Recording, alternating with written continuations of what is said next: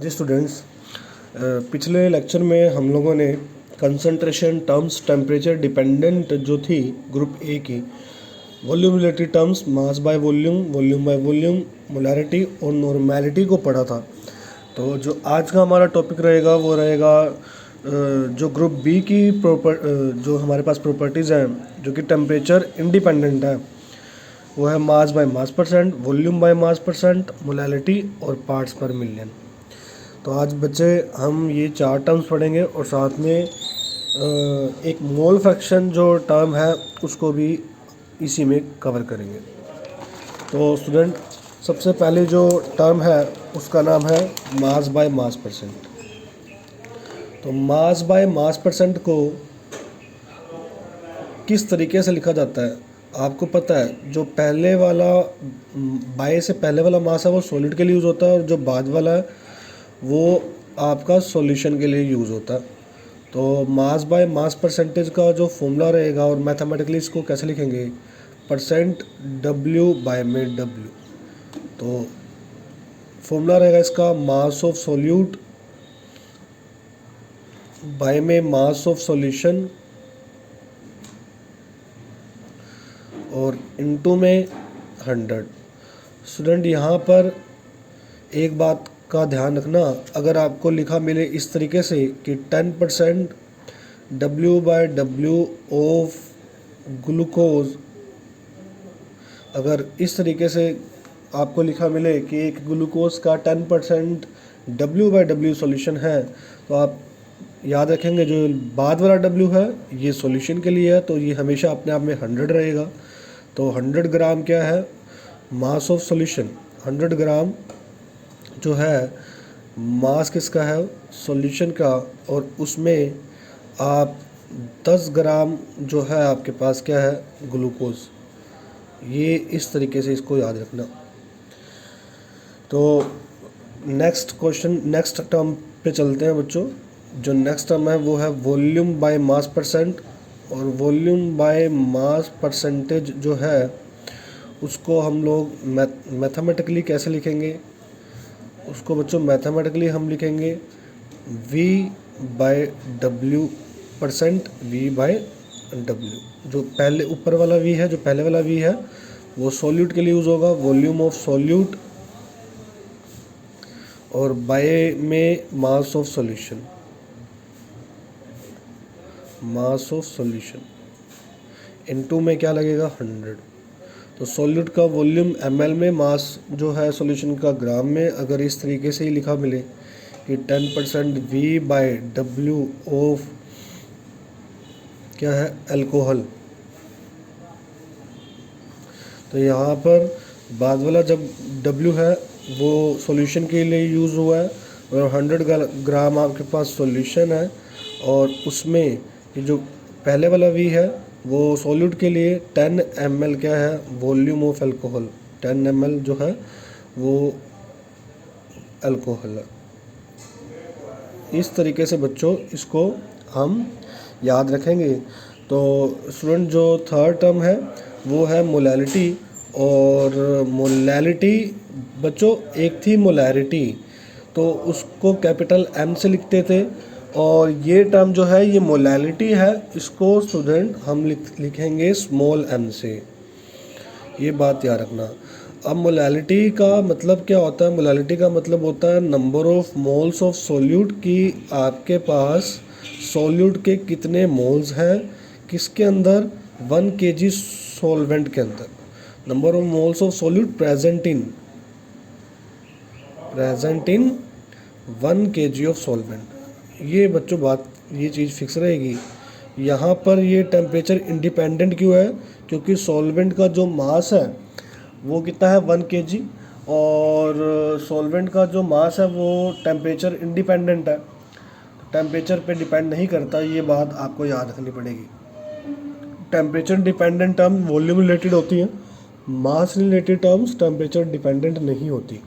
तो मोलैलिटी का फॉर्मूला रहेगा number of moles of solute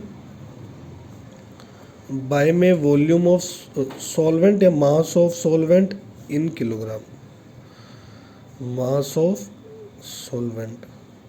और मास ऑफ सॉल्वेंट किस में, किलोग्राम में।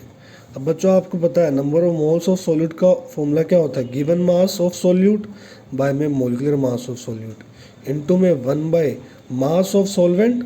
और मास ऑफ सॉल्वेंट जो है उसको मैं इस तरीके से लिख देता हूँ पूरा, मास ऑफ सॉल्वेंट। ये बच्चों बात याद रखना, मोलैरिटी में यहाँ पर वॉल्यूम ऑफ सॉल्यूशन आता था, लेकिन यहाँ पे मास ऑफ सॉल्वेंट रहेगा, किस में रहेगा, किलोग्राम में। अगर बच्चों आप ग्राम में लेते हैं तो आपको मल्टीप्लाई करना पड़ेगा, किससे मल्टीप्लाई करना पड़ेगा, 1000 से। ये बच्चों आपको बात याद रखनी है। तो इस तरीके से मोलैलिटी का फॉर्मूला आपके पास ये रहता है। और जो बच्चों इसकी यूनिट रहेगी मोलैलिटी की, वो क्या यूनिट रहेगी, unit of molality is mole per KG. Unit of molality is mole per KG. ये मोल और ये पर केजी, मोल पर केजी। और स्मॉल एम भी लिखा मिलेगा और मोलल भी लिखा मिलेगा, मोलल। तो वहाँ से बच्चों आपको पता करना पड़ेगा, वहाँ से आपको पता लग जाएगा कि ये मोलैलिटी दे रखी है। ठीक है, तो अगर हम एक छोटा सा एग्जांपल लेते हैं, जैसे कि अगर हम ये बोल दें कि आपके पास कोई 0.2 मोलल एक्वस सॉल्यूशन है ऑफ NaCl का, तो बच्चों आप मोलल को कैसे पढ़ेंगे, मोलैलिटी है, या m लिखा मिले स्मॉल m, या फिर मोल पर केजी लिखा मिले। मोलल एक्वस सॉल्यूशन NaCl का मतलब NaCl का एक्वस सॉल्यूशन है, जिसमें इसका मतलब क्या है कि 0.2 मोल्स जो है वो सॉल्यूट के हैं, कि सॉल्यूट कौन है, NaCl। और ये जो 0.2 मोल्स NaCl के हैं, ये किसके अंदर डिजोल्व है, ये फिक्स है बच्चों 1 kg ऑफ सॉल्वेंट के अंदर, 1 kg ऑफ सॉल्वेंट के अंदर। तो ये स्टूडेंट जो कुछ चीज़ें हैं वो फिक्स है। तो ये मोलैलिटी को हमने यहाँ पर इसका फॉर्मूला जो है आपने ये वाला याद रखना है। अगर यहाँ बच्चों ग्राम लेंगे तो 1000 से मल्टीप्लाई करना पड़ेगा। तो नेक्स्ट स्टूडेंट फॉर्मूले की बात करते हैं, और नेक्स्ट फॉर्मूला जो है वो है पार्ट्स पर मिलियन। इसको लिखते कैसे, ppm से। अब ये पार्ट्स पर मिलियन का फॉर्मूला सिंपल सा फॉर्मूला है, total parts of solute, total parts किसके, टोटल पार्ट्स सॉल्यूट के, बाय में टोटल पार्ट्स किसके, सॉल्यूशन के, और इनटू में क्या लगेगा, मिलियन है ना, 1 मिलियन में 10⁶ पार्ट्स होती हैं।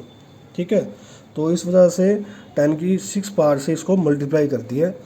तो इस तरीके से इसको हम याद रखेंगे। एग्ज़ाम्पल के तौर पे बच्चों अगर मैं एक एग्ज़ाम्पल दूं तो हम क्या करते हैं, हमारे पास क्या रहता है कि एक आयोडीन का सॉल्यूशन बनाया जाता है, और जो आयोडीन का सॉल्यूशन है वो टूथ डिके से हमें बचाने का काम करता है। तो आप ऐसा मान लीजिए कि जो आयोडीन है,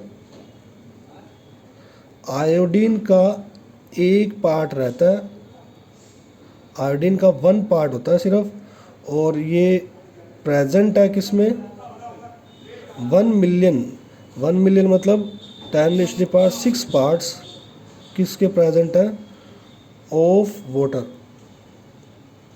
या ऑफ जो सॉल्यूशन जो है हमारे पास, तो वो सॉल्वेंट है या फिर वाटर ही ले लिया मैंने यहाँ पर। तो आपके पास एक पार्ट जो है वो आयोडीन का है, सॉल्यूट का, और 10⁶ पार्ट जो है वो सॉल्यूशन के हो गए। सॉल्यूशन के कैसे, वैसे तो यहाँ पर सॉल्वेंट ले रखा है ना, वाटर सॉल्वेंट है। अगर 1 मिलियन में आप 1 ऐड कर देंगे तो ज़्यादा खास फ़र्क नहीं पड़ेगा, तो वो तो अप्रोक्सीमेटली हम 10⁶ ही ले लेंगे। तो एक पार्ट आपका आयोडीन का और 10⁶ पार्ट वाटर के डिज़ोल्व करें तो क्या बन जाएगा, पार्ट्स पर मिलियन। ठीक है, तो इस सॉल्यूशन, जो मैंने एग्जांपल लिया है, इसका इस्तेमाल किया जाता है टूथ डिके से प्रिवेंट करने के लिए। जो डॉक्टर लोग हैं, डेंटिस्ट हैं, वो इसका इस्तेमाल करते हैं। तो ये स्टूडेंट आपके पास ये कुछ 4 टर्म्स थी, और एक टर्म बच्चों मोल फ्रैक्शन रह चुकी है, वो बिल्कुल अलग से है, तो इसको भी हम डिस्कस कर लेते हैं। जो बच्चों ये मोल फ्रैक्शन है मतलब मोल परसेंटेज, ये मोल परसेंटेज किस तरीके से निकाली जाती है, ये मोल परसेंटेज निकालने का तरीका है इसको बच्चों एक्स से लिखते हैं, इस तरीके के एक्स से। तो ये मोल परसेंट, एक सॉल्यूशन में सॉल्यूट सॉल्वेंट दोनों रहते हैं, तो सॉल्यूट के भी मोल फ्रैक्शन निकाले जा सकते हैं और सॉल्वेंट के भी मोल फ्रैक्शन निकाले जा सकते हैं। तो सॉल्यूट के मोल फ्रैक्शन किस तरीके से निकालेंगे, अगर एक सॉल्यूशन में मान लीजिए 2 कंपोनेंट है, एक सॉल्यूट है और एक सॉल्वेंट है, और सॉल्यूट को आप ए बोल दें और सॉल्वेंट को आप बोल दें बी। तो अगर आपको सॉल्यूशन में सॉल्यूट के मोल फ्रैक्शन निकालने हैं, तो मतलब यहाँ पर मोल फ्रैक्शन किसके निकालने हैं, ए के। ए कौन है, सॉल्यूट। तो फॉर्मूला क्या रहेगा इसका बच्चों, ऊपर रहेंगे number of moles of solute, जिसके आपको मोल फ्रैक्शन निकालने हैं। अगर सॉल्यूट के निकालने हैं तो ऊपर सॉल्यूट के मोल्स रहेंगे। तो सॉल्यूट के number of moles, n is the number of moles A used for solute, और number of moles of solute plus number of moles of solvent, नीचे इसके बाय में सॉल्यूशन के टोटल नंबर ऑफ मोल्स रहेंगे। इसी तरीके mole fraction of solvent का जो फॉर्मूला रहेगा, number of moles of solvent by में number of moles of solute plus number of moles of solvent. अगर आपको सॉल्वेंट के निकालने हैं तो ऊपर सॉल्वेंट के नंबर ऑफ मोल्स रहेंगे। और स्टूडेंट एक बात यहाँ पर और बात ध्यान में रखना कि अगर आप मोल फ्रैक्शन सॉल्यूट के और सॉल्वेंट के दोनों के निकालने जाओगे तो ये वैल्यू और इस वैल्यू को जब ऐड करोगे तो कैंसिल करने के बाद ये 1 आएगा, क्योंकि Na प्लस NB एलसीएम ले लेना, ऊपर Na प्लस NB बचेगा, कैंसिल हो जाएगा और क्या आएगा 1।